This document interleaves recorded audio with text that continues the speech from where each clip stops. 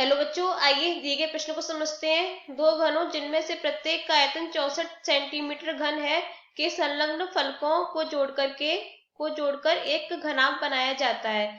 घनाभ का पृष्ठीय क्षेत्रफल ज्ञात करें। तो आइए इसकी मुख्य अवधारणा पर चर्चा कर लेते हैं। मुख्य अवधारणा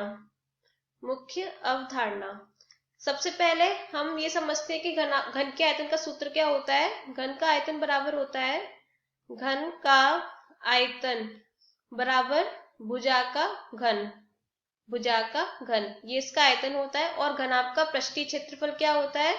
घनाभ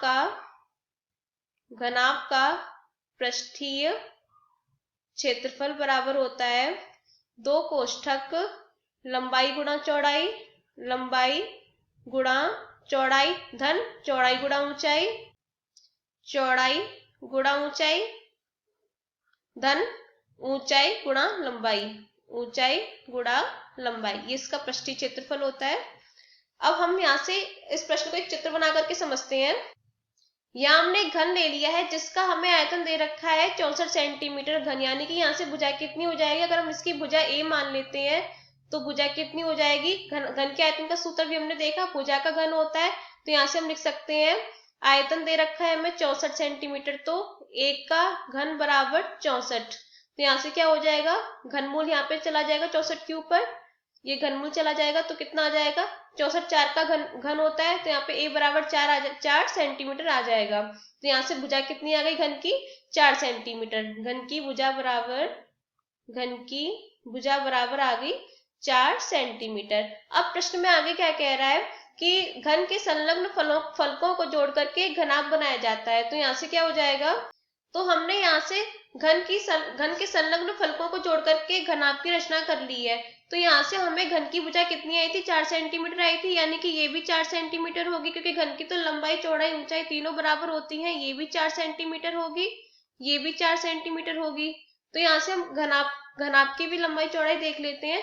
तो घनाभ की ये लंबाई कितनी हो जाएगी 4 सेंटीमीटर हो जाएगी। ऊंचाई कितनी हो जाएगी, ये भी 4 सेंटीमीटर होगी, तथा जो चौड़ाई होगी वो घन की दुगनी होगी, यानी कि 2 गुणा 4 सेंटीमीटर हो जाएगी। तो यहाँ से हम घनाभ का पृष्ठीय क्षेत्रफल ज्ञात कर सकते हैं। हमारे पास लंबाई भी है, चौड़ाई भी है, ऊंचाई भी है। यहाँ से हम लिख लेते हैं घनाभ की लंबाई बराबर हमारे पास 4 है। चौड़ाई कितनी है 2 गुणा 4 यानी कि 8 है। 2 गुणा 4 बराबर 8 सेंटीमीटर, ये भी 4 सेंटीमीटर। और ऊंचाई भी हमारे पास 4 सेंटीमीटर है। तो यहाँ से घनाभ का पृष्ठीय क्षेत्रफल ज्ञात कर लेते हैं। घनाभ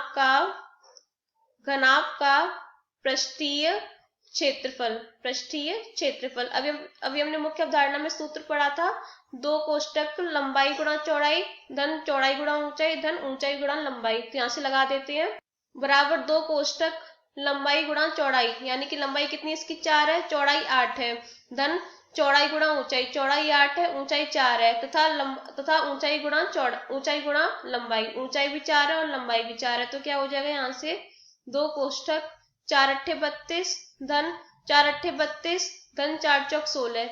हल कर दीजिए, कितना उत्तर आ जाएगा 2 गुणा 80 आ जाएगा यहाँ पर। तो कितना आ जाएगा 160, और इसका मात्रक कितना आ जाएगा वर्ग सेंटीमीटर। तो यहाँ से घनाभ का पृष्ठीय क्षेत्रफल कितना आ गया 160 वर्ग सेंटीमीटर। यही हमारा उत्तर है। आशा करते हैं कि आपको प्रश्न समझ में आया होगा। धन्यवाद।